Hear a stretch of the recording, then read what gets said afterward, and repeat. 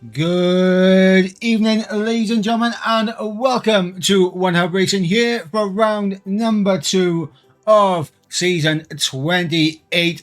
I am, of course, Michael Edwards, going to be taking you through the action here tonight. Unfortunately, no Ivan alongside me tonight, but even though I'm by myself, we will do our very best to bring you all of the action here in round number 2. And where are we racing here tonight? We are racing at the Red Bull Ring. Yes, we are in Austria, of course. The 4.3 kilometer circuit, 36 laps awaiting the drivers, 10 corners, 3 to the left and 7 to the right with 3 DRS zones. And of course, the DRS zones are going to be so crucial in this race. If you slip out a DRS, that could be your race over and done with very, very early. Of course, the tyre compounds for tonight, the C5 soft tyres, the C4 mediums and C3 hard compound tyres. Now, guys, before we go ahead and jump into qualifying, let's quickly go through our sponsors and partners here at One Hub Racing. Of course, Delta.app. This is for over 18s only. For all your investments in one app, make smarter decisions like the world's top investors and track your journey to success with Delta. If you use the command !Delta in the Twitch chat or click the link in the YouTube description, you'll be able to track your investments. And of course, to our other sponsors and partners here at One Hub Racing, of course, Next Level Racing. Going to be providing some fantastic prices, and you could potentially be taking home maybe one of those that you see on screen right there. They do some fantastic products. Do Next Level Racing, and of course, Sim Racing Setups, where you can get all of your setup needs for both dry, wet, changeable conditions, strategies, you name it. Sim Racing Setup got you covered. And of course, when you do go to the checkout, make sure you use the code OneHubRacing to get 5% off at the checkout. And of course, Sim Racing Setup are also the sponsors for the driver of the days, as you can see right there. And of course, here are some Sim Racing setup prices that can be won. Of course, a £10 voucher if you win the driver of the day, and of course a £100 voucher if you win the driver of the season. To Pure Sim Gear, of course, Pure Sim Gear offering 10% off if you use the code RHR10P at the checkout.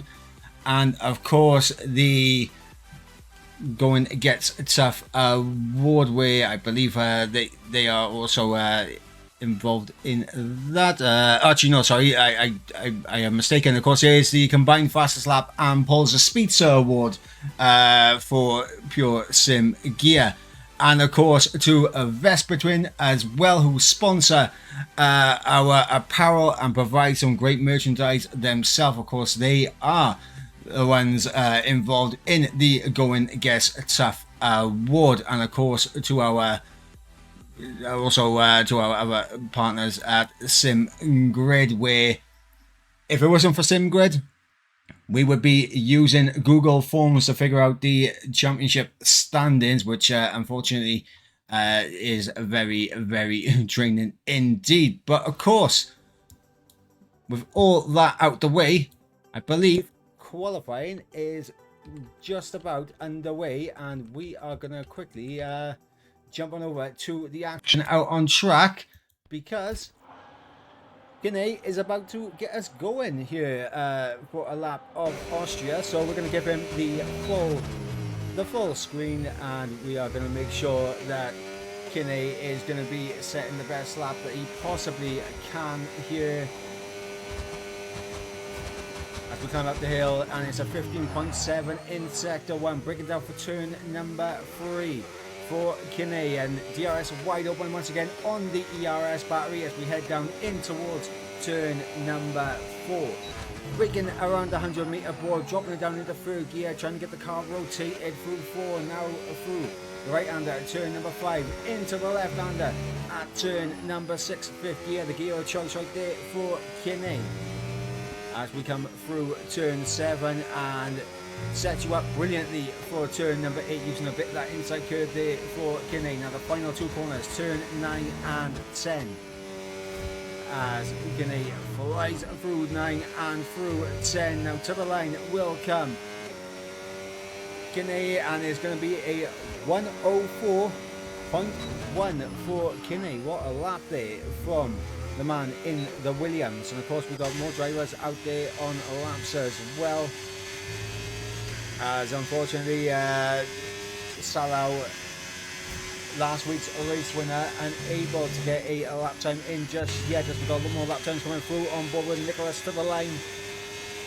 Nicholas doing a 4.7. All these guys just trying to get their eye in, get a banker going, and just see where they are after a lap or two. Of course, you're in one hub with the mandatory 2-stop, and of course the lobby restart.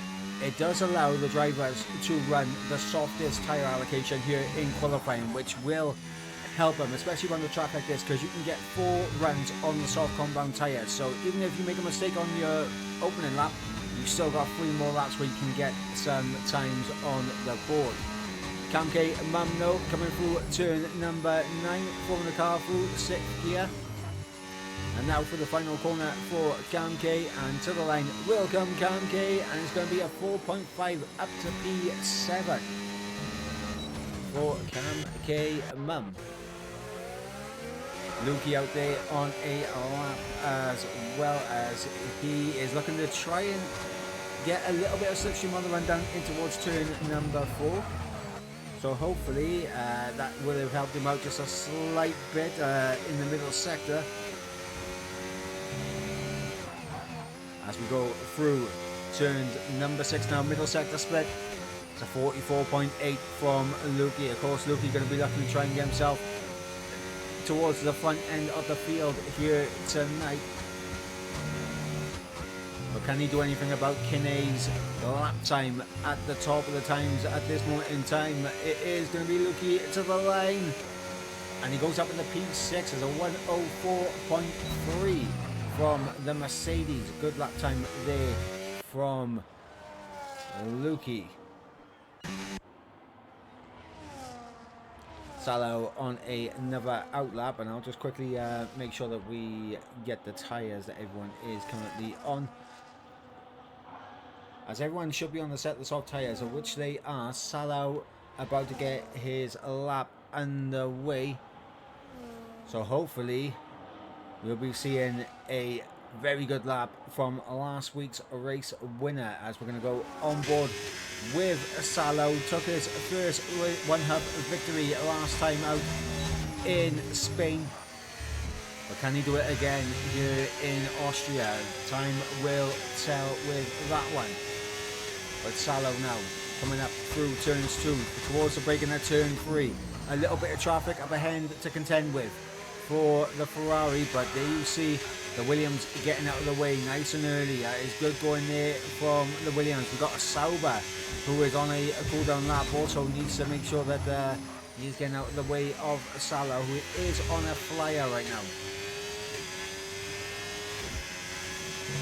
So let's see here, Salo, middle sector, going to be getting a little bit of the dirty air from the Sauber in front. You can see just about a tenth, and there's a snap at the rear from Salo. The dirty air from the Sauber ahead, unfortunately causing Salo just a little bit of a back end snap, and to the line will come the Ferrari, and it's going to be a 4.5 for Salo, but he'll know that there's more time there to be gained, and I believe it was potentially Nicholas that was the Sauber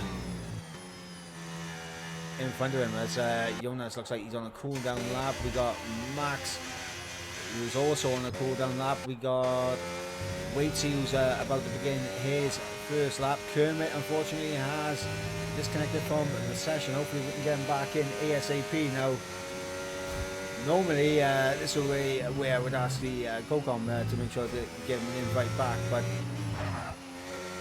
But right now, I unfortunately do not have Kermit as a friend to bring him in. But wait till now, about to get his lap underway. We come down through turn number 1. Big snap there as he takes a little bit too much of the inside curve. And Kinney with an improved lap time into the threes already. It's a 103.9 from the Williams. And wait see now, he knows the target. He knows what he's got to do, but can... And Larkin there, improving. Jacob improving with a 3.8. What a lap time there from the Alpine as Jacob and Larkin gave Kinney just a brief moment at the top of the times before both of them take him down a peg. And Mr. Zondo up there as well with a 3.9 split in Jacob and Larkin. As Waitsy a couple of times down in the middle sector versus the likes of Lukey and Salo. So this is looking like it could potentially be in the 4.6 range for Waitsy as he comes towards the line. And it's a 4.7. They call me Mystic Mike. I'm just saying it. They call me Mystic Mike. But what a lap time from the Alpine. The Williams, Larkin in the McLaren, as well as Kinney. There, all 4 of these drivers within the 1 minute freeze. Moki, unfortunately, he's coming into the pits, but he's the first car that is in the 1 minute fours. Lukey coming up the hill. And he's at 10th lap. Lukey looking to find some big improvements here today. And in the chat there is some support for Lukey as well, saying good luck to Lukey as we run down to turn number 4 with the Mercedes driver. Papa Squanch has managed to join the session again. He's good going there as Lukey middle sector split. Oh, he's down in the middle sector. Of course, he did get a slipstream the first time, and I think he has backed off now. So Lukey's potentially gonna have a look and possibly go again. Alexa. Now, last week, Alexa, until the safety car got deployed, Alexa was in prime position to take the race win in Spain, but that safety car came out, and it absolutely came out at the wrong time for Alexa, and Alexa suffered the biggest for it, and of course finished a little bit down the order, did Alexa. But coming through turns number 6 now, middle sector split for Aston Martin, nearly 3 tenths up. It's up 44.7 for Alexa. This could challenge Moki, and if there's more time in the final sector, potentially dipping into the 1 minute freeze. Here comes Alexa now for the final corner. ERS, DRS to the line. And it's provisional pole with a 1 minute 3.8. My oh my, Alexa picking up right where you left off last week with the pace that was being shown. Jacob on the outlap, Zondo on the outlap, Larkin, Kinney and Moki also on outlaps. Here with Rich 500, just come out to a little bit of traffic as the Alpine gets out of the way, goes off track to get out of the way. And Rich unfortunately a 10th down on his run. Not ideal from the Sauber here, but Rich through the final corner now. Was there time in the final sector for Rich 500 to the line? And there was a little bit of time, there was an improvement, but there's definitely more time there for Rich. As it looks like Nicholas just cruising across the line.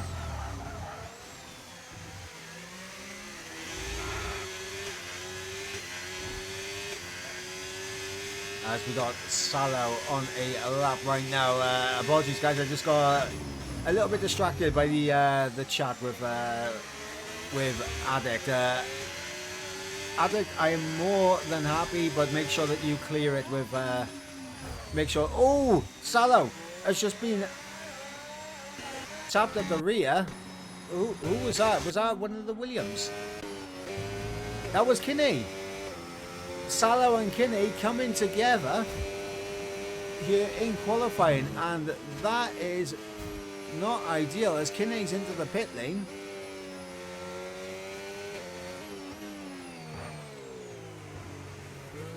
I wonder what went on there.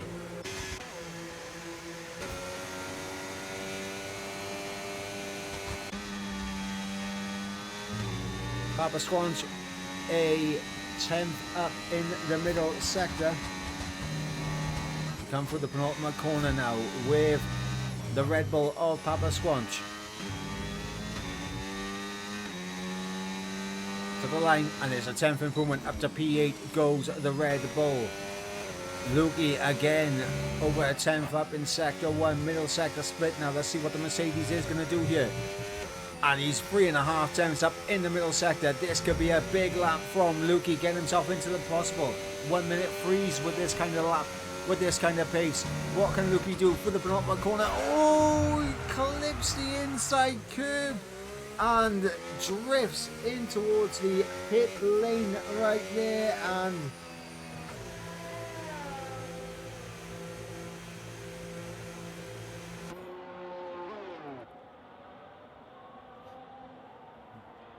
heartbreaking there for Lukey. Nicholas on a invalid run, same with Cam K. Waity 2 tenths up in sector 1.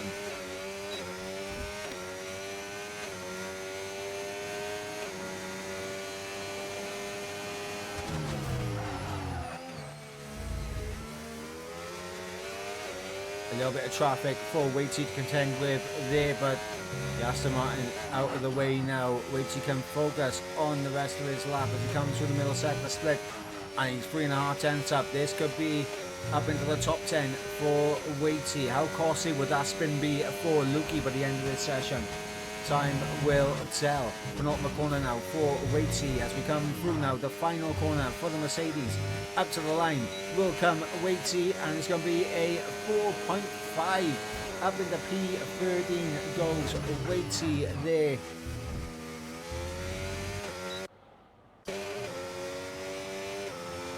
Kermit a second down on his lap.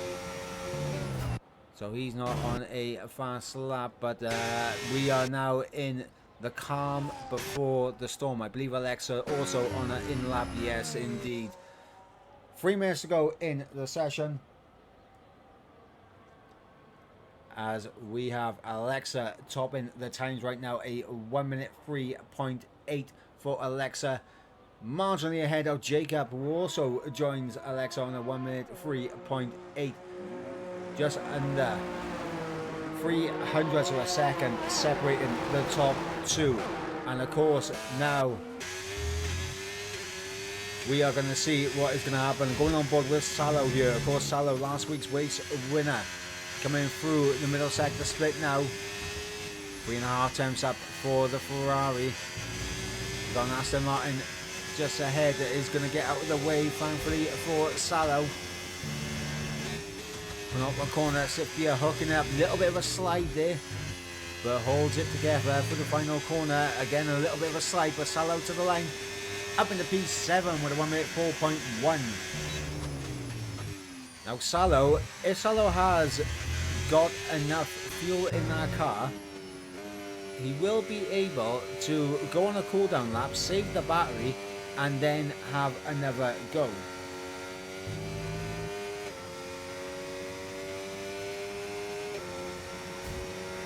As we have now Kinney about to get his lap underway. What can the Williams man do? Of course, top the times earlier in the session before the likes of Jacob and Alexa, and Larkin displaced him, as well as Mr. Zondel going quicker. But now Kinney, a minute and a half left on the clock.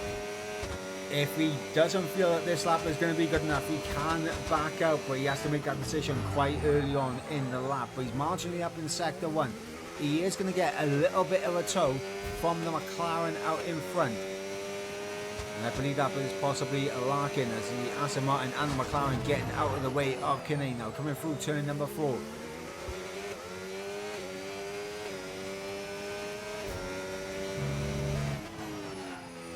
Kinney now through 6, and now middle sector split. It's a 10.5 up for Kinney. Is this going to be a pole position for the Williams? is looking on course for it. But of course, we got more times to come through at the end of the session. But here comes Kinney now to the line. Will this be provisional pull from Kinney? Yes, it will. It'll be provisional pull by just under 300 of a second as Jacob has gone off the track. So Jacob's not going to find more time. Zontal is down on his lap time. Unless he can find some big gains in the final sector, Zontal, I don't think, is going to be improving. Through the final corner now will come Kinney's teammate to the line. No improvement there. Larkin has invalidated. Larkin's invalidated on his run, so no improvements there. Mokri, I think it's just finished as the checker flag has now fallen. Nicholas is done with this session.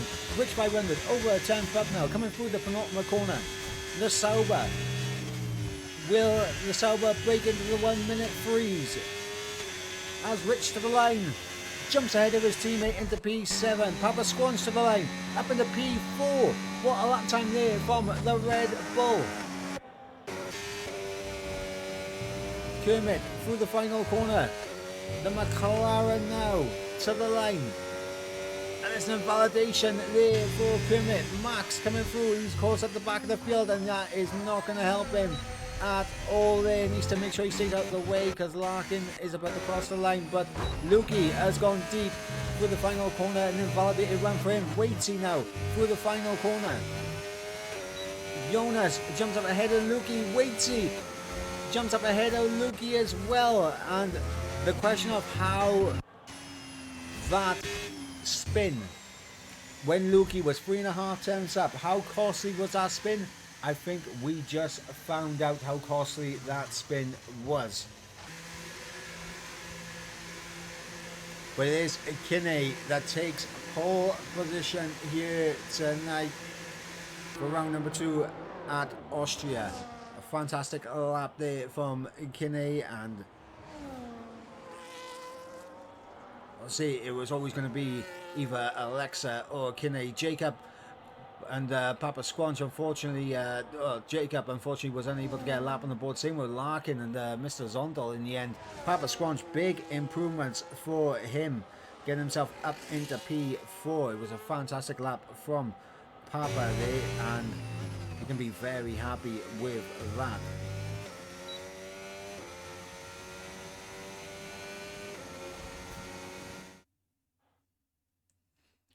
So let's run you through the order. Of course, we got Kinney topping the times. Going to be starting from pole position ahead of Alexa, who will join Kinney on the front row. Then we got Jacob in P3 with Papa Squanch P4. Zondal in P5 with Larkin in P6. Mokri in P7 with Rich 500 in P8. Nicholas P9 and Salu completing the top 10. Outside the top 10, we have Sicko in 11th with Jonas in 12th. Waitsy in 13th for Lukey 14th. Cam K 15th. Lawrence in 16th. Kermit 17th, and of course Max going to be starting from the back of the field in 18th place.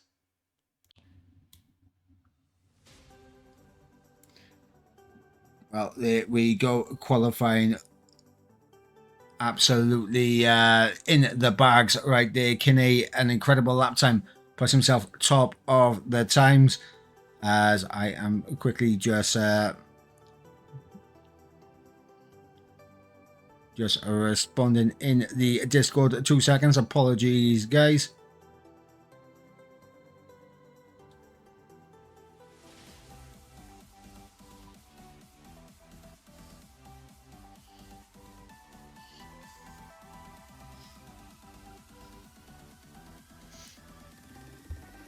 But yeah, incredibly close there in qualifying, as was said in the chat. J. Cole saying the whole grid under a second. Indeed, incredibly close qualifying session across the board, that is for sure.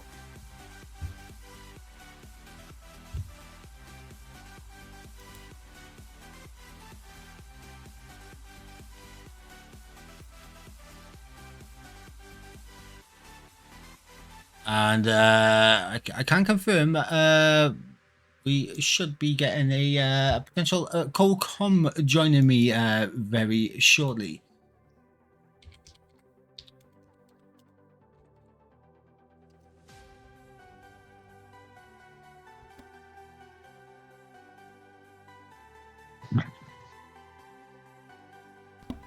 Hi, Mike. And there he is, jumping in, of course, the winner in P4 earlier on tonight.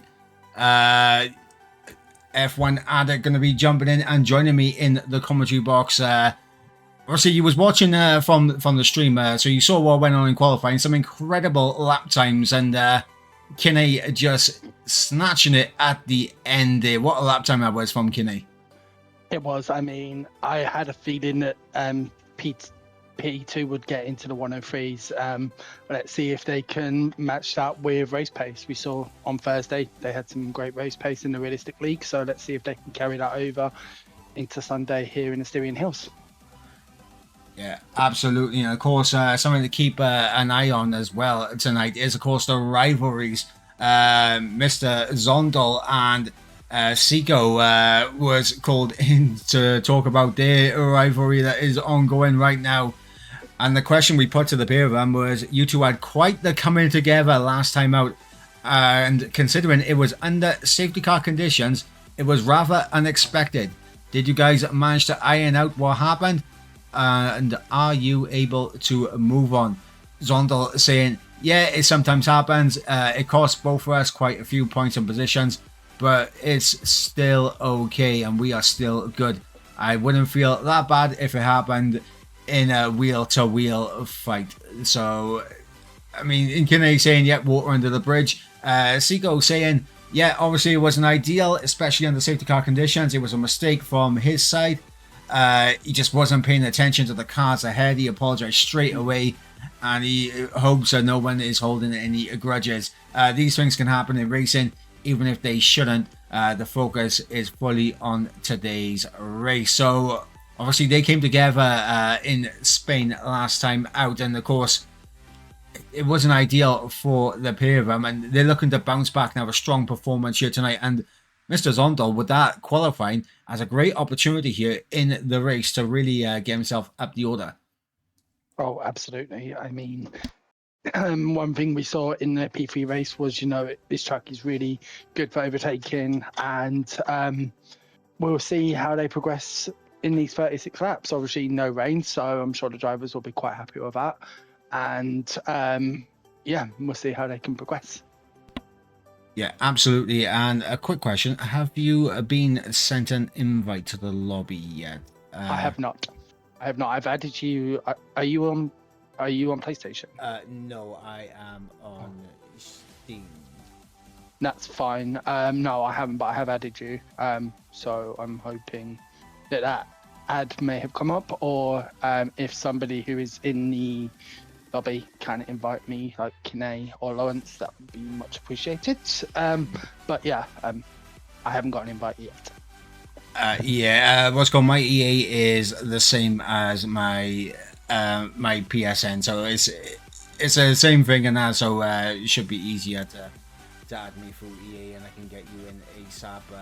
Okay. Unless Loki is on it himself. Of course, while we wait for that, called into the drivers' press conference this week was Mokri, and the question we put to Mokri is, of course, welcome. Are you confident of performing well throughout the season? Your pace seems good. Do you feel that P5 or above is achievable for yourself? As Mokri responds saying, yes, he is confident. He thinks he has improved a lot as a driver compared to last season, and so he thinks he can achieve that, but he may have to miss 2 races. One of them is confirmed, the other one he's unsure of as of yet, so that won't help him. So yeah, Mokri unfortunately is going to be missing 1 race confirmed, but hopefully he should get back should be able to be here for the rest of the races. Obviously, one is a little bit unfortunate for him, and for some reason I can't invite you, which is weird. Annoying. Never mind, I'm an idiot. There we go. Okay, got it, perfect. Yeah, so Mokri, 2 races potentially potentially from missing for Moki, so not ideal for him. No, of course not. I mean, it's a 12 race calendar, and to miss, well, basically what 25, well, maybe like 20% of those races, that is going to hurt their chances. And hopefully, and they're going to need to manage a much higher average per race to be in contention with that for that drivers' championship in P2. Yeah, absolutely, and obviously the drivers are beginning to ready themselves up. And honestly, I mean, what we're hoping is everyone gets through the first lap absolutely unscathed, because the last thing anyone wants is to pick up wing damage on lap one. But it can very easily happen around this kind of circuit. And obviously, as everyone bunches up going in towards turn 3, the first real hard braking zone of the track, is so easy to just miss your braking point by 5-10 meters and just chip a little bit of that front wing off of the car in front.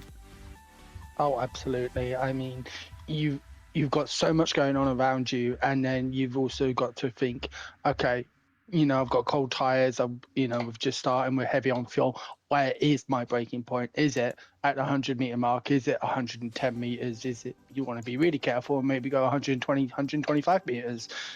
The way I've always said is that you will never win the race in the first lap, but you could very easily lose it. So I've always erred on the side of caution. So hopefully our P2 drivers will be able to do the same. And who knows, we might see a race today without a heavy lap 1 collision, because I think we've had one in both P4 and P3 so far. I know we've had one in P3. The Ferrari's struggling to get off the line and collided with one another, but I can't remember P4. So.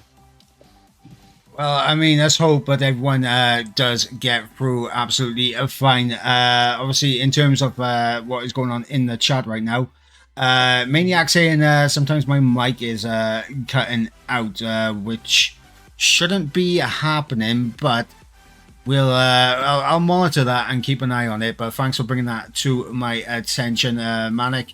Yeah, I think my mic is beginning to play up just slightly.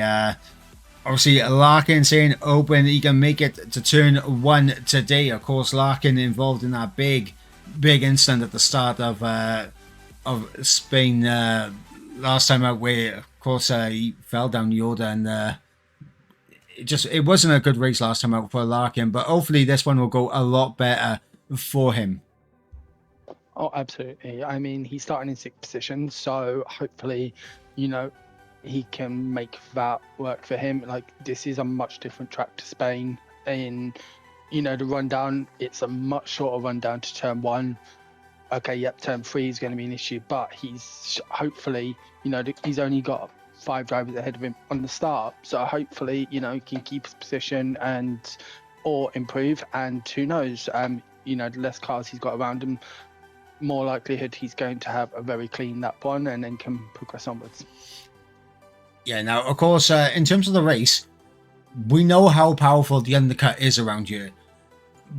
But it seems like the general consensus from the strategies that we've seen so far from P3 and P4 is 2 sets of mediums and a set of hards. Obviously, in terms of like trying to get the best out of the undercut, I would probably go medium, and hards. But if you get caught in traffic, that can absolutely destroy you. But I mean, what would you say is the best strategy around here? I mean, it's funny you said that, because the 2 winners of P3 and P4 both went for the harder compound choice, so harder medium. Or, I mean, for me, I was like, having started on pole, I wanted to get away or not be compromised by having a tyre that's going to take longer to warm up. Softs, in my opinion, were not an option here. The wear on them is just crazy. But so I was like, yep, I want to start mediums. Oh, here we go. But I think the harder compound option will be the choice today. Yeah, and here we go. Lights are out and we are underway here in Austria, as everyone looks like they've got off to a very good start, as no major calamities going through turn 1. Kinney gets through fine. Alexa, Papa Squanch, Jacob, Larkin and Mr. Zontal, as we got the Ferrari having a little peek at Moki going in towards turn number 3. So there's a tap there between Jacob and Larkin. Larkin, I think, maybe underestimated his his breaking point, and now he's at danger with Zontal.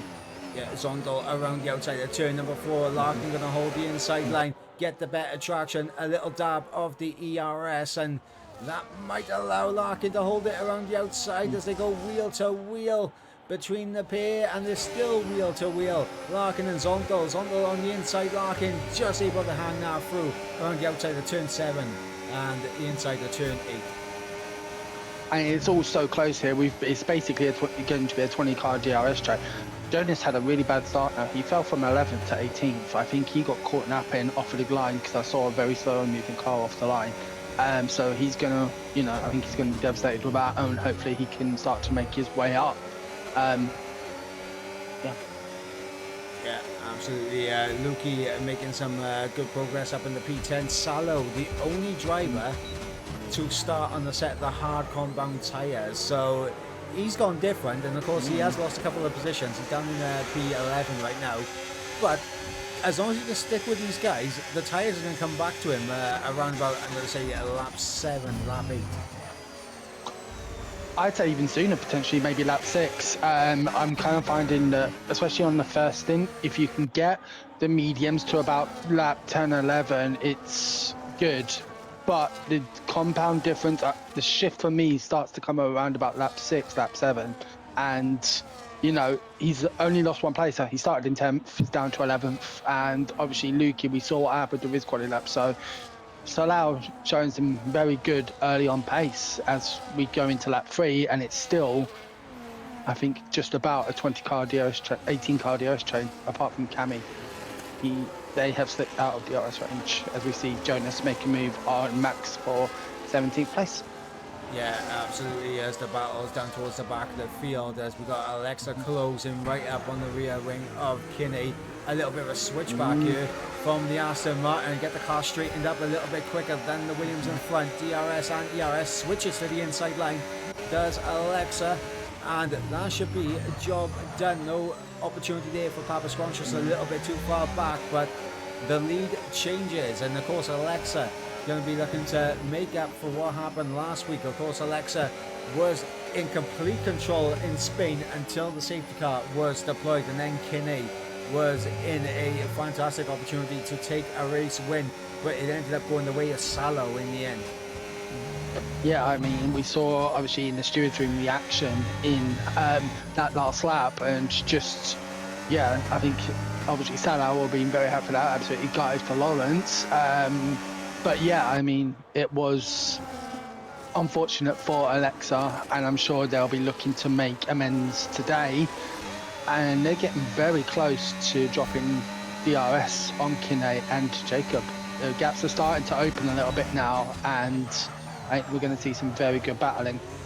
Jacob was just able to get the move done on Papasquan into turn 1. It was a lovely move down the inside from the Alpine. Job done up in the P3, but this is the thing around Austria. If you battle, the gaps begin to form and you lose the possibility of getting DRS. We've got Lawrence and Kermit side by side coming through turn number 4. The battle for P12 between Lawrence and Kermit, and they're still wheel to wheel coming in towards turn number 6.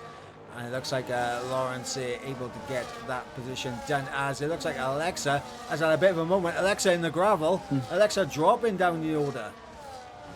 Oh, absolutely going for the Aston Martin driver. Hopefully they don't have damage.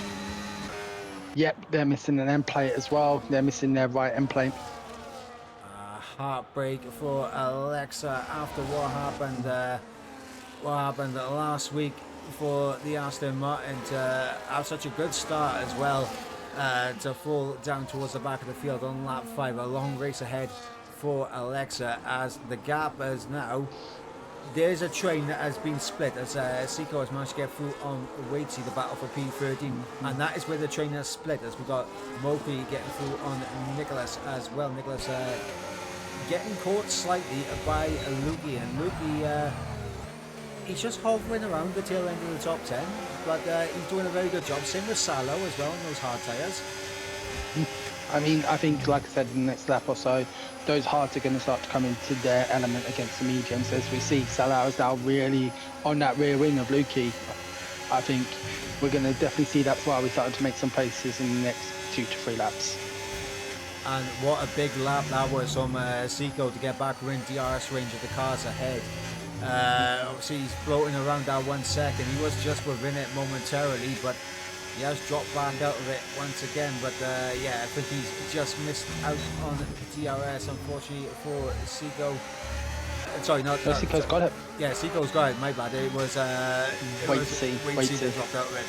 As here goes Salo on Lukey, and those hard tyres now beginning to potentially come into effect as Lukey's going to defend down the inside.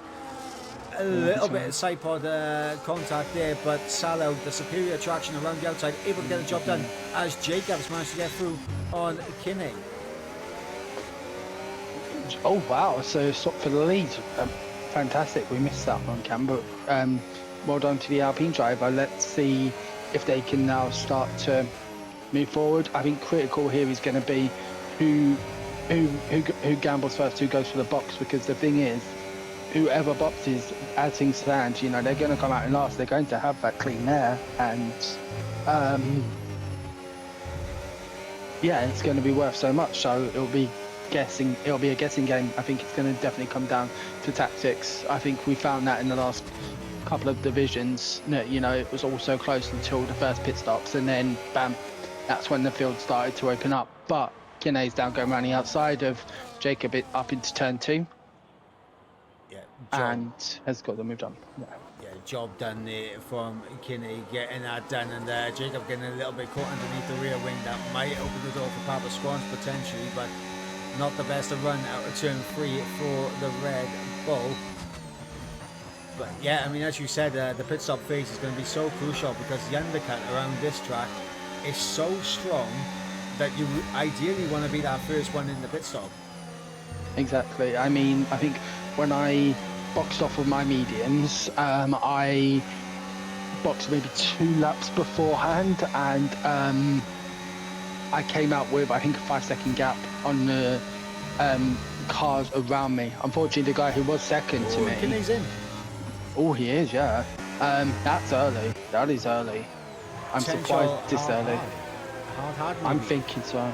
I'm thinking it would have to be. He's going to have to do a mega stint on any set of hards he has. I mean, we saw it in the P3 race. I think one driver went 18 laps on the hards, but then that's obviously not desirable. You don't want to do half your race on one compound. Yeah, let's see. We'll see how Kinney... We've got 4 drivers actually in the pits, and Kinney just a few seconds behind. Oh, Max has retired. Yeah, Max, unfortunately, retiring. I believe he came into the pits and retired, but for me anyway, the mini-map said he was not in the pits, so I'm not sure same here. It showed him on another part of the track. Sorry to cut in there. Big snap there from Mr. Zondo coming through turn 7, and now he's got Rich all over the back of him. He's outside that 1 second, and he has to dive into the pits. We've got quite a few diving in there responding to Kinney. They are obviously responding to Kinney. So,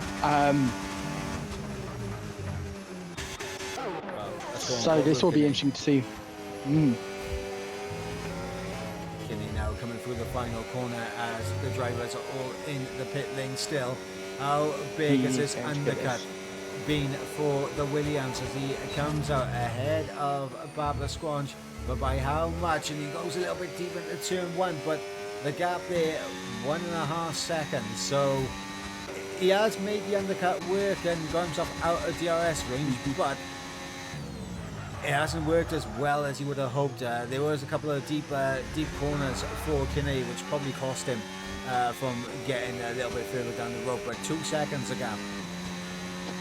And I think what we'll find, obviously, as we get closer and closer, like towards the top tiers, P1, P2, the delta difference is not going to be as huge with like the P3 and P4, simply because, you know, these drivers are a lot quicker and, you know, are able to manage their car very well. Otherwise, they wouldn't be in these tiers. They would be super struggling with them, and we're obviously watching the battle up front. So, yeah, I think we will see the delta difference drop by some tenths, not huge, but you know, those are the differences that can make or break a race. So Yeah, absolutely. And of course, the higher up the tiers you go, the margin for error gets smaller and smaller. As Larkin with DRS and a double ERS trying to close onto the back of Papa Squanch. Now, if I was Larkin and Papa Squanch here, I mean, obviously it's lap 10 of 36. You've got Kinney, who appears to be somewhat trying to get away up ahead, like 2.1. I would be open to a temporary truce, working together to get yourselves closer. DRS trading each other, not really fighting massively, you know, trying to get yourself into the best position to get advantage coming late into this race. oh, absolutely. I mean, right now, you know, we're not even 30% through the race, so you know, it's anyone's game. And the DRS around here is worth a good 0.6 of a second a lap. So that can be the difference between, well, losing 1/10 of a second, which we've just seen happen between them in Sector 3, or gaining half a second a lap. 3 laps and they're back in DRS range. So yeah, absolutely. And Jacob, after making his pit stop, is going to come out side by side with Mr. Zondo as Larkin does get through on Papa Squanch. And Zondo is actually going to stick it in behind Jacob. So unable to get through was Mr. Zondo, but you see there 1.2, 1.1 the gap between Jacob and Papa Squanch. And this is where these two need to have that little truce now, because if they battle, they're going to fall back into this train that Jacob is currently leading. Yeah, absolutely. And you know, they're holding. I feel like they're holding with Kinney, but yeah, they could definitely be gaining. Obviously, we don't know who's in what different chats, and they're not teammates, so they may not be talking. But you know, they're smart drivers, and they'll be thinking, okay, yep, you know, this is going to help my race. I don't need to push the overtake and then try to defend it. I can work with that driver and get closer. But now that DRS train is now with them, we've got a DRS train from 3rd down to 8th. I think we're going to see some battling with varied ages of tyres. I think my eye will be definitely on Jacob.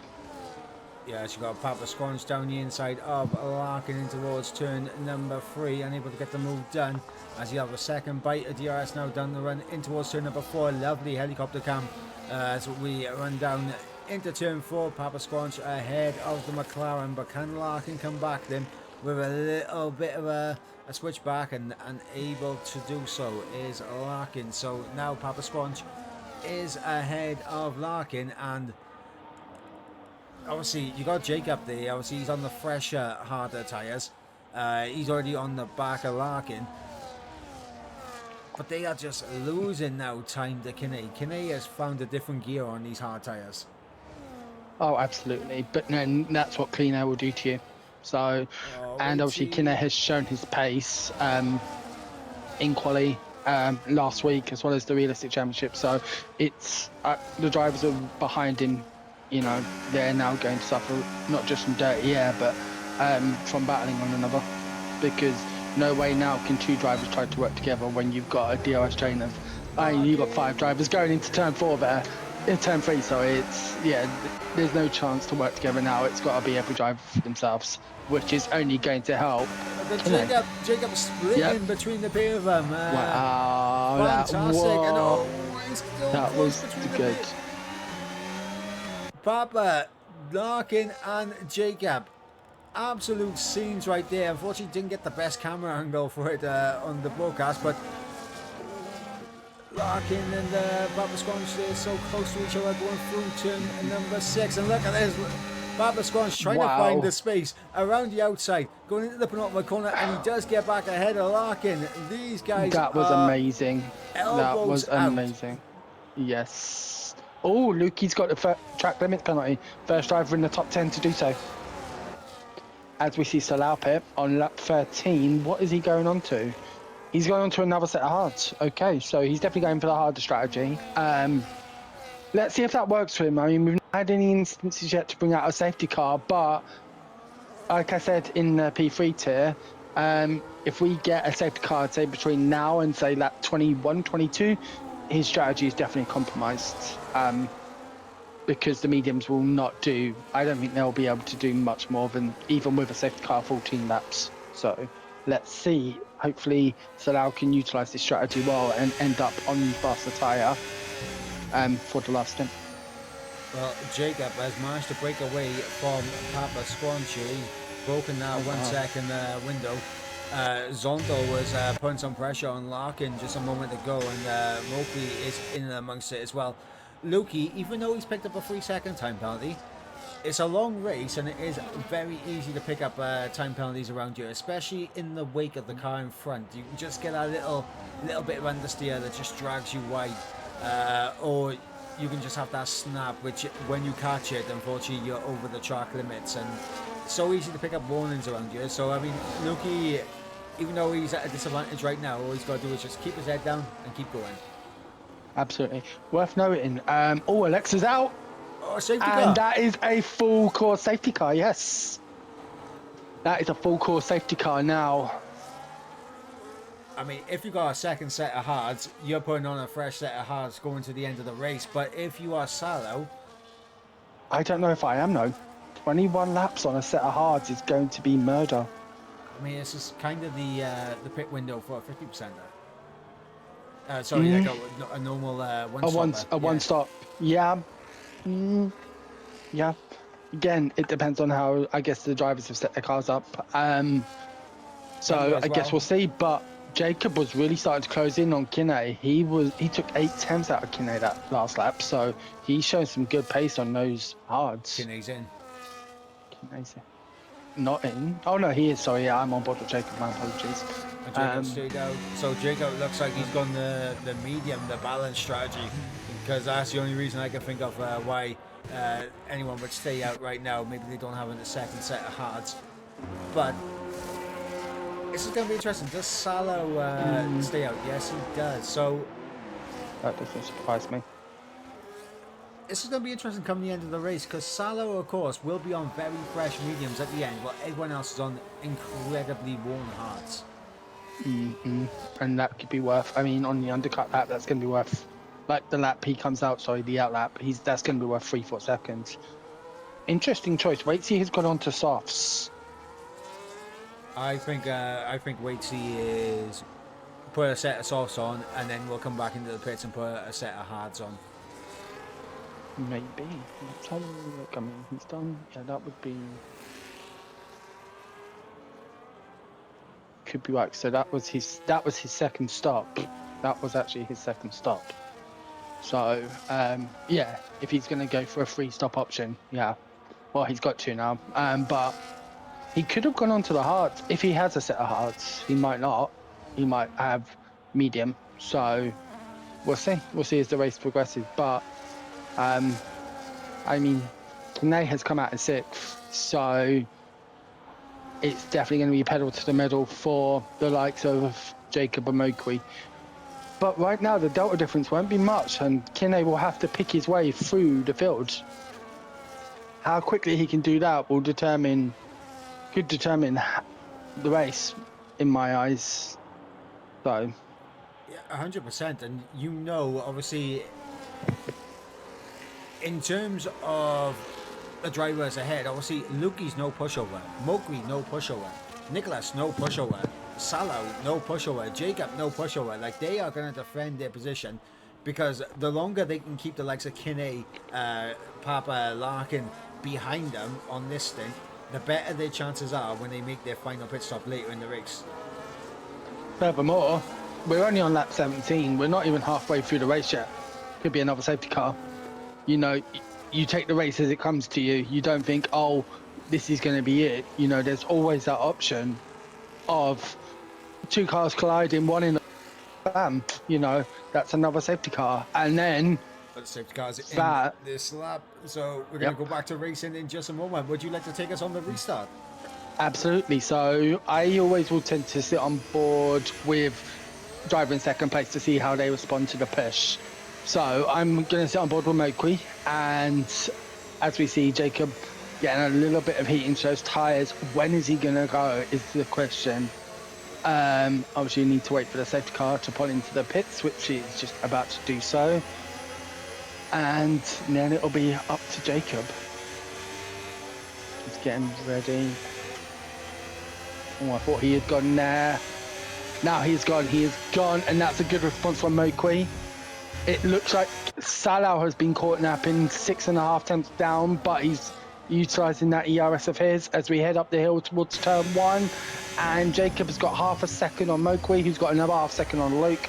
Wow, I wasn't expecting it at that, but we'll see how it goes up the hill. And on board with Kinney,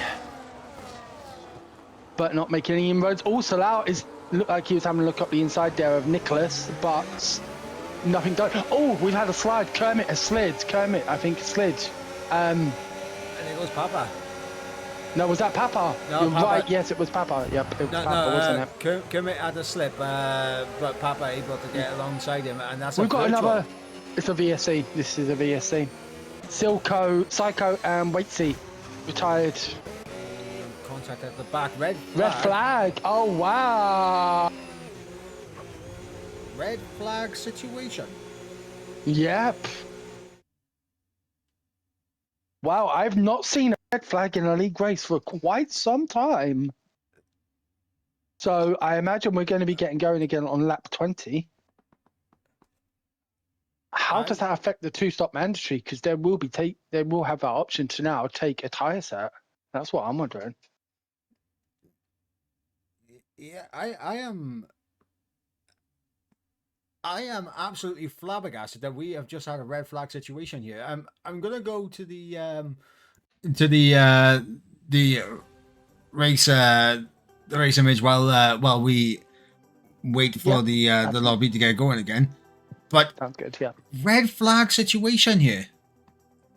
Yeah. I mean, like I said, it's been a long time. Actually, I don't think in our league race I've ever seen a red flag situation. Maybe because we've literally just had a safety car and then a huge collision between Psycho and Waitsy, and they've decided, yep, enough's enough, let's reform the grid. So thank you so much, Jess. Jess has just put into the chat that pitting under the red flag does count as a stop. So a lot of confusion in the chat as well. Red flag, as it looks like we are about to go back racing again, so I'll quickly jump back over to the action as we are underway once again. Lap 20 of 36, and absolute scenes here. Red flag situation, side by side they go through turn number 1. Everyone's bunched up again as we got some cars running off track to avoid Nicholas and Lukey connected.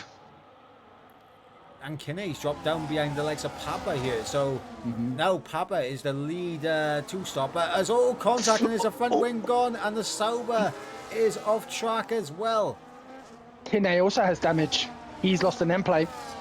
As is his teammate Zondel in front. So Zondel with front wing damage as well. Larkin, visually it looks like he might be okay. But yeah, both of the Williams here struck with a bit of front wing damage as we've got Papa and Salo. Lovely little battle going on between those two, side by side coming through turn 6, now in towards turn 7. Papa with the inside line and the fresher tyres, and in fact Salo has actually opted to change his tyres. He's gone to a set of mediums now.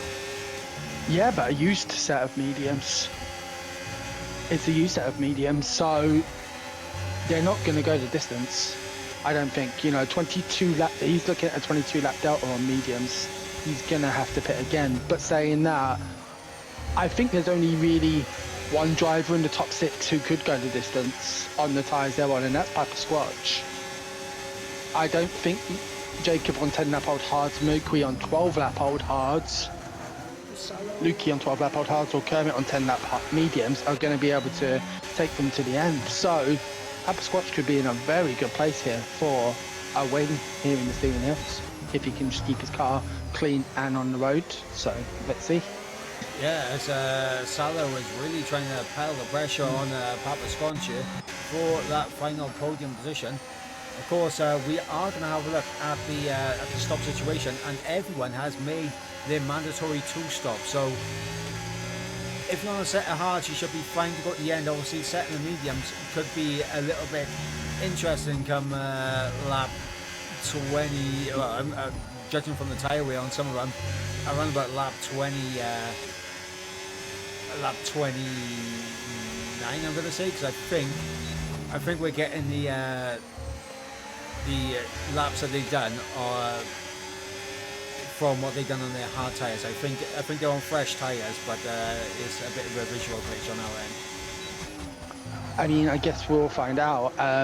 But if, for example, we'll take, Jacob, he's up, maybe the MFD didn't allow him to pick a set of mediums, saying, oh, no, they're not going to go the distance, so they put him on a used set of hards because he's already used them. But I'm not sure I do believe this is a glitch. I mean, I am surprised Nicholas has been put onto 11-up old mediums, as we see him going off the track and dropping several places to Rich, Cammy and Lawrence. But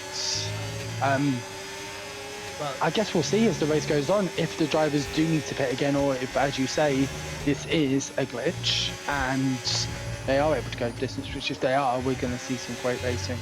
Well, this is how I am going to say it's a glitch right now, a visual glitch for us. Yeah. I believe Salo, he started on a set of the hards and he pitted for a second set of hards, and he hasn't touched the mediums at all in this race.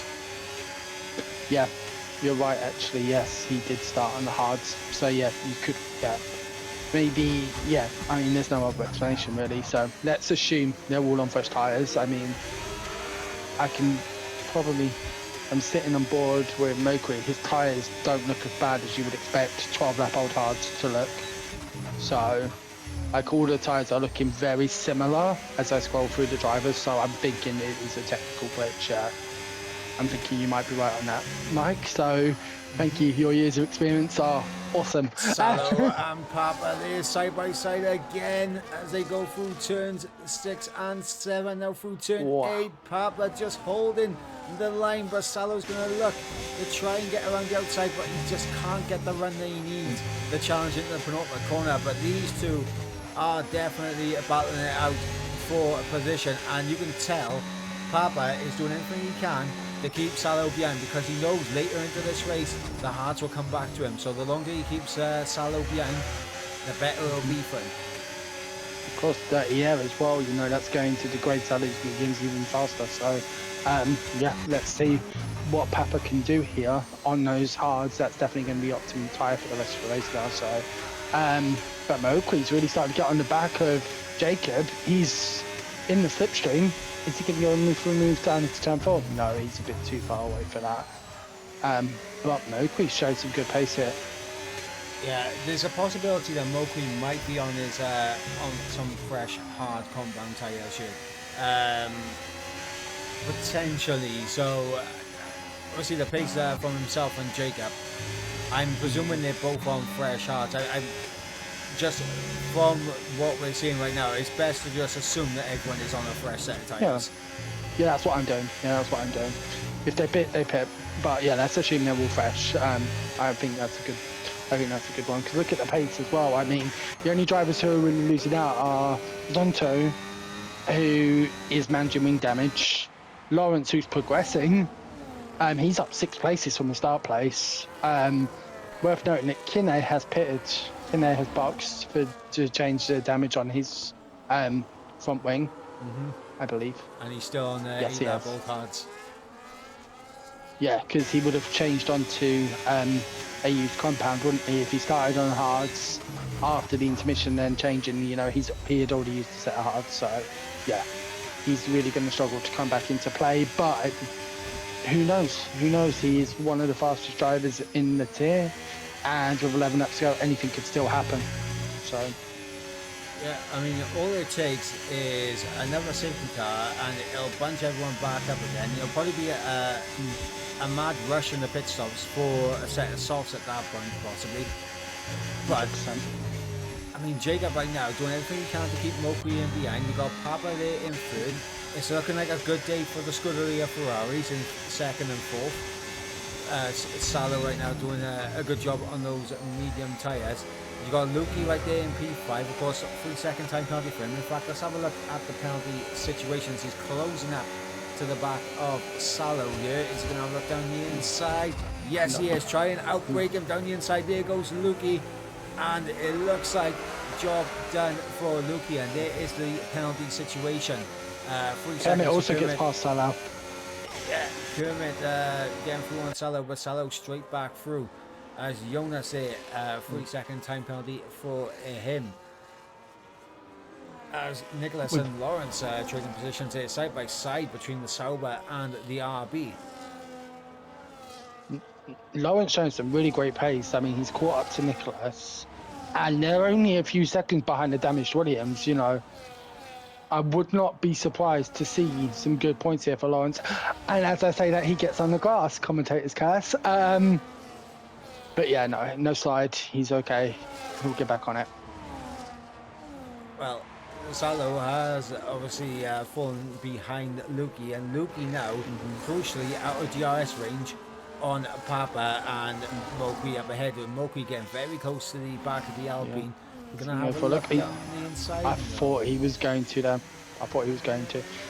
Obviously, as we both know, the traction being on the outside of the turn, you know, so if you can get your, you know, the lead driver to go defensive, you know, that's the optimum opportunity to overtake.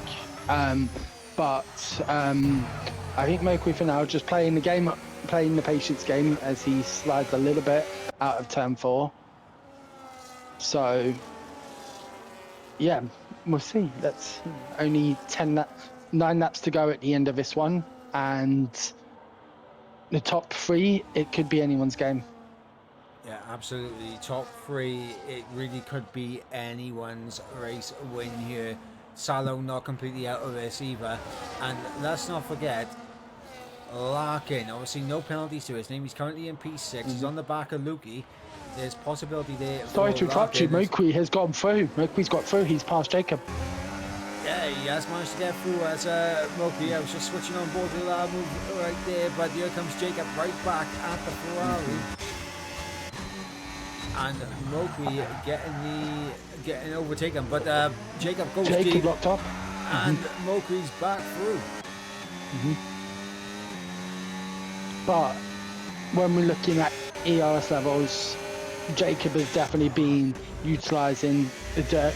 Moki having dirty air, because the amount of battery he's now got compared to Moki, I think he should be able to make light work of a pass when he chooses to. Yeah, honestly, from what we've seen there, obviously the first little mistake there from Jacob in terms of locking up and going deep into turn 3. Papa is probably just sitting here thinking, yeah, you two battle. I'm perfectly fine sat here for now. Like I'm just chilling on 70% ERS.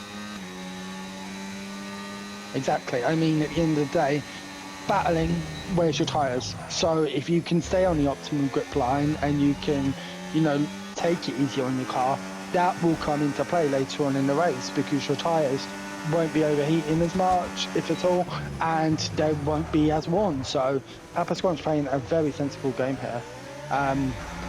But I mean, this battle for 4th is really hotting up. You know, Luki doing a great job keeping with Salau. He does obviously need to make head road with his penalty, but Larkin also doing a great job in that chrome McLaren. Larkin's just sitting on the back of Luki and Salo for right now. He's not forcing anything, but Jacob looks like he's made a mistake, and Papa is all over the back of him. But there's the dirty air kicking in through turn 7, just compromising Papa's run through there, and of course dropping back now to half a second. And that's going to be the issue for Papa. Whenever he gets close, he's just going to get dragged wide by the dirty air as Kermit picks himself up a 3-second time penalty. I'm wondering if that puts him on 6 or 9.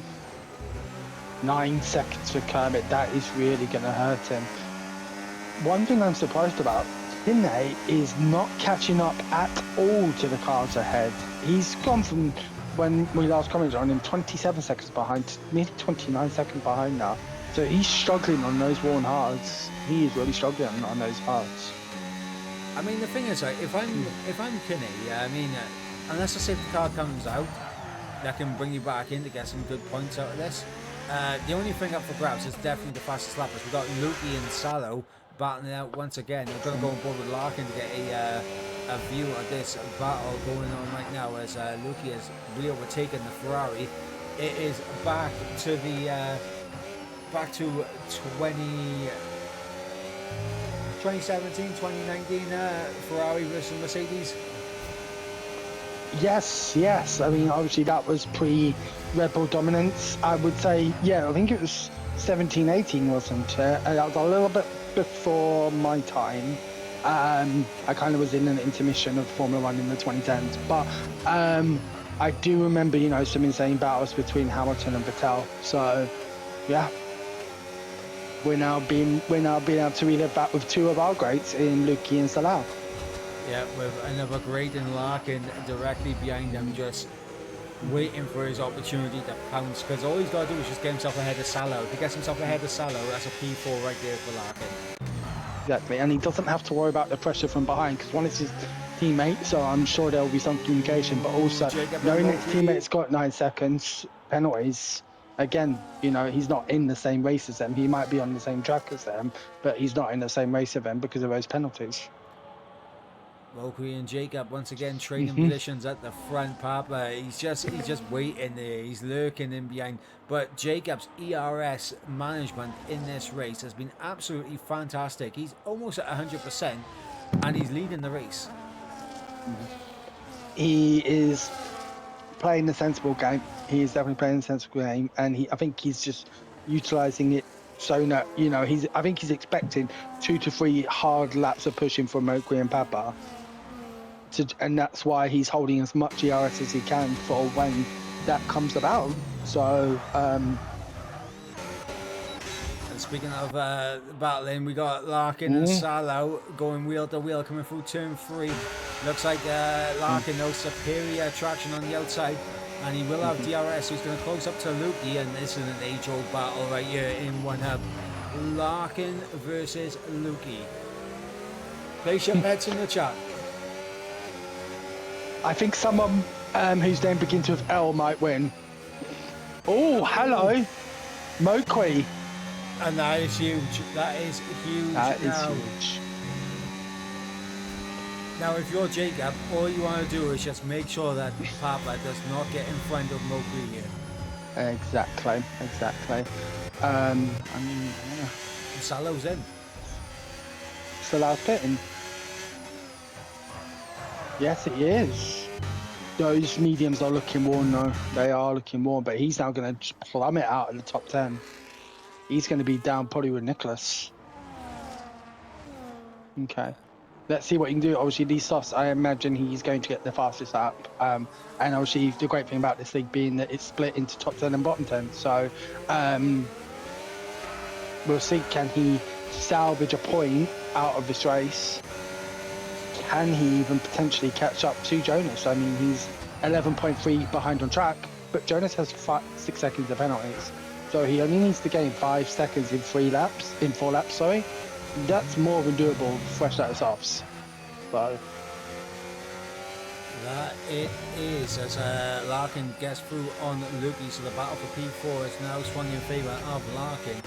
4.3 the gap, 5 seconds off of Mokri's Mokri. If he can bring that gap down, he could potentially jump Mokri and get himself on the podium. So Larkin has really got a push now. Oh, absolutely. 3 laps, 1.2 seconds. Let's see what he can do. Obviously, the good thing for Larkin is that he doesn't need to worry about battling the lights behind. So, him and Luki can work. He can work with Luki. He doesn't need to battle Luki. He can work with him to start reducing that. Luki's having another bit. He wants to battle. No, but I mean, Larkin doesn't have to defend as hard as he would need to. Say, if Luki had no penalties, he knows that, he can utilise the DRS from Luki and hopefully start to move closer towards the guys ahead. I mean, the thing obviously with your MFD, Larkin wouldn't have known Mokri had a time penalty until he got into 4th, because obviously it shows 2 up and 2 down. So he's now probably seen that Mokri has a penalty, and he's like, oh yeah, maybe I can work with Luke and we can look at bringing that gap down. Possibly, but the gap is now around about 6.1 though between Mokri and Luki. Never mind the gap to Larkin. So it's going to be difficult to close that gap. What he really needs is Jacob and Mokri to fight on track. But I think Mowgli right now is just going to be happy and content to salvage a podium like this. Oh, absolutely. I mean, yeah. But who knows? He could. What the other drivers around him have got, could they be on 2 warnings if he pushes hard enough? Obviously legally, one of the other drivers might run a bit wide, cut a corner a little bit too aggressively, like say turn 10, turn 11, sorry, turn 9 or turn 10, and bam, they've got a 3-second penalty. Now he's not battling for third, he's battling for a second or first. Absolutely, and right now, I mean, Papa is closing up onto the back of Mowgli, so you have a feeling that Papa is beginning to feel that he's running out of laps, he's running out of time to get this done. So we're about to come onto the final lap of this race, and Papa, he essentially needs Mowgli to attack Jacob and open the door for him. And Mowgli closing up on Jacob here for the race lead on track. But let's see what's going to happen if we run up the hill in towards turn 3. Pilot Assassin Lawrence, he's up to 8th. He's going to be 6th. If he can hold this, he's going to promote to 6th, as we see Mowgli and Jacob running down towards turn 4. Mowgli using all of his battery. Oh, that is a good line there by Papa Squanch. Papa, they had a rear snap under braking through turn 4, which compromised him a little bit, but all he's got to do is just get past Jacob in the final couple of corners, and he's on for a race win here. Can Papa get it done? Nicholas, 3-second time penalty. Who's it going to be on the top step? Will it be Jacob? Will it be Papa Squanch coming for the penultimate corner for the final time? And Jacob's run a little bit deep, but there was no way through for Papa Squanch, and it's going to be Jacob that will take the victory. Papa Squanch 2nd place, Mowgli in 3rd, Larkin will cross the line in P4, Lukey P5, Zondol with his wing damage will come through in P6, and then of course Lawrence, Salo and Kamke will all jump ahead of Kermit, who drops out of the top 10. And look worth at that. noting, Kinney set the fastest lap on lap 35, so he's going to get that point for being the fastest in the bottom 10. Stalu will get it for being the fastest lap in the top 10. So he's just gone from, what was it, maybe 2-3 points to to a few extra points, which could be really helpful in defending what was his lead. But going forward, that's definitely possible for him. 100%, and what a race we have just seen. We saw everything. We saw safety cars, we saw virtual safety cars, we even saw red flags. Something that is all within 40 seconds of each other. Absolutely. Obviously we saw some incredible battling going on, but right there, Jacob, top step of the podium, what a victory. And he was in the running all throughout the race, so the red flag didn't really change anything for Jacob. He was always in the conversation of potentially taking the race win here, and he does take the race win indeed.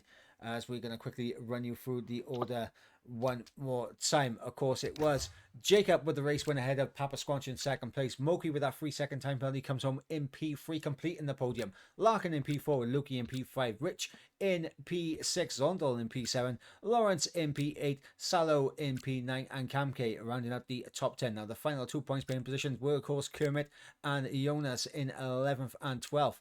And outside of the points were, of course, Nicholas and Kinney, as Waitsy, Sicko, Alexa, and Max all failed to see the checker flag. The fastest lap outside of the top 10 goes to Kinney, and the fastest lap inside the top 10 goes to Salo. And with that being said, now it's time to come to probably the most difficult thing to decide, and that is, of course, our driver of the days. It's hard, isn't it? It is really hard on this one. I don't know. For me, See, I didn't see what happened last lap because I thought Lawrence was going to pit for P6, but something must have happened because he dropped 3 seconds back and ended up a 10th out of P6, which is going for him.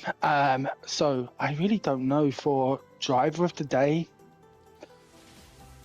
I actually think I want to give it to Mr. Zontal for me, because they showed some incredible pace early on, and even after the restart and having damage, they still came through for a decent points finish. So I mean, I feel like for me it's Zonto, and my question for him is, what, obviously being gutted about the damage you received on the restart after the red flag, how do you feel now with your finishing position, bearing in mind you had to manage that damage for about 15 laps?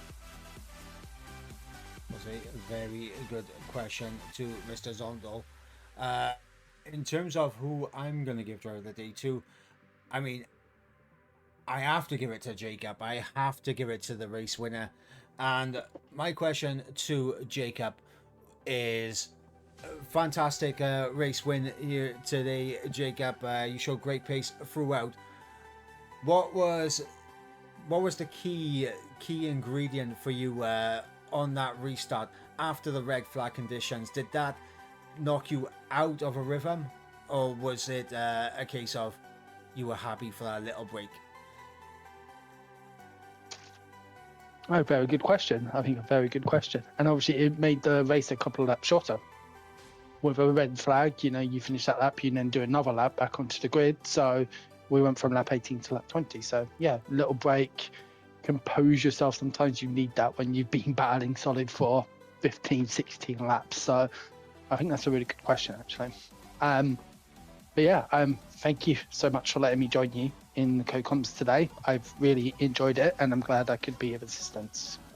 Thank you for jumping in with me, Addict. And of course, before we head out, again, a massive thank you to our sponsors and partners here at OneHub.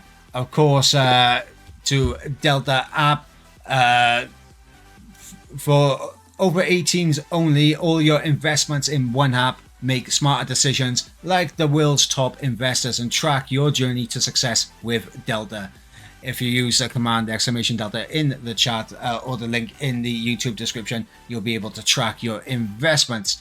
Of course, Next Level Racing as well, providing some fantastic prizes for the season up ahead. Of course, to Sim Racing Setups, of course, vouchers for the driver of the days and of course driver of the season, and of course involved in the Speedster award is Pure Sim Gear.